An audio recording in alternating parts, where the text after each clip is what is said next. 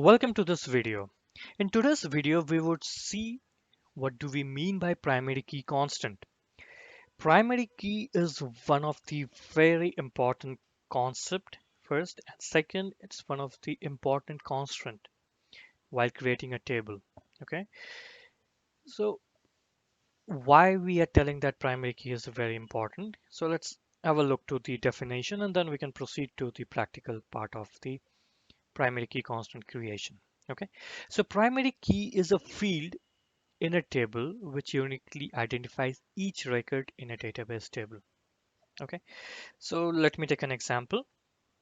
Suppose we are creating a student database and the table is student personal data table. So student ID will be the primary key for that entire table because each ID will represent a unique student. Okay, so that's why it's called a primary key.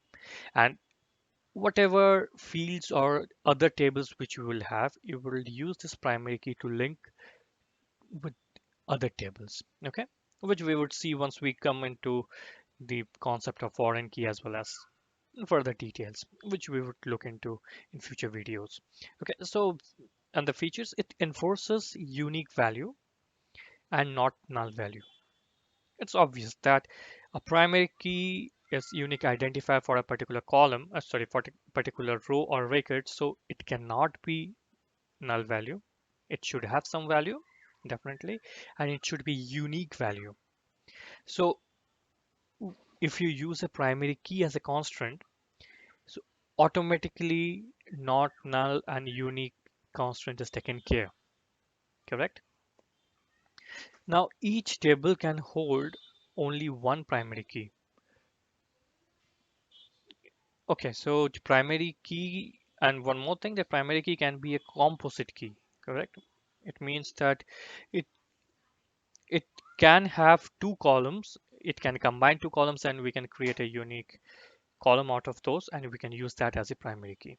Okay, so we will look into all this in details. So before that, let's understand the concept of primary key in a practical way. Okay, so this is the query which we used in our previous video to create a unique constraint. A very important thing I just want to tell you in this video that once you create any constraints or if you're trying to create any key like unique, primary, foreign key, it creates some kind of keys here. So what do you mean by that? So under the table, if I go to student, okay, so this column will tell you that okay, what all columns we have, correct? And then this key column will give you state you that what all keys are present in that table, right? So here we could see that we have created a unique uh, the student ID I just created just for some checking purpose, which I will tell you in detail in this video. Okay, so this phone number unique I constant we have created, correct? So once you create any constant like this, it creates a key and it will give a some kind of combination of alphanumeric number to give that name to that particular key. We would see in this video how we can rename, not rename, how we can name and create the constant for all the tables. Okay, so let's see. Before that, I will drop this table because it's something which we would create in new way. So I will click on this. Fine. So this table now it's deleted. Correct. Now let's see. So here two ways we can update that. First, we'll understand the primary key concept and we would see how we can rename or name the primary key or along with any other constant what we are going to add.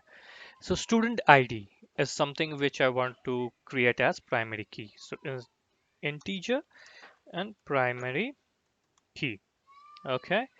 So now let me execute this. Fine. It got executed. So I will just refresh the table. Come here. Okay. So now you could see that PK primary key is added to the student ID. So and a particular key kind of icon is also added. So this gives the identification to that column as the primary key, and a database for that particular table, it will understand that this column student ID is a primary key. Now let's come here under key. Okay, so you see again some alphanumeric number or something is added, and PK is primary key is added. Unique is for this one, correct? Now let's see how we can name our own primary keys and keep it. There are very important concept if you key your names and use it, because in future videos we would see how we can refer to those key constraints in some other way. Okay, sorry. Now let's see. So I will quickly drop this table, execute. Let me see. Yeah, it's deleted. Fine. So primary key, I will delete it from here. So we have to add one unique and one primary key constraint. So how to do that? Once you defined all the column names which you're trying to insert in that table which you're going to create, once you're done with that, then at the last we add the constraints. Okay, constraint, I want to add unique, so UK unique, and let me say phone number, whatever. Okay, so this is the name of the constraint or the unique constraint which I'm going to create. And what is my constraint? It is my unique, and I will specify this is the column which I want to create as the unique constraint. Okay, now I have to create a primary constraint, correct? So I will just write again constraint, no, sorry, constraint primary key student ID. Okay, and here I will mention primary key again, which column? This column. Okay, so once I do this, I am doing the same thing which I did earlier, but I'm just adding a name to my constraints for unique as well as for primary key. Now let's see. I'll just quickly execute this. Done. Refresh the table. Come here. Okay. Columns. Same. Yeah, unique. Okay. PK and not unique will not come here.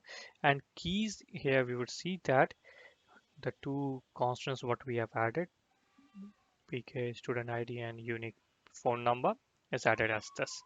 So this way it makes easy for us to interpret all the constants what we are adding to that table, and in future we can drop it or whatever we want to use it, we can use it. But the primary key is very important concept which we would refer in most of the videos, and then we would be using in details. Okay, so once you do this, it will automatically enforce that this cannot be null and it cannot have a particular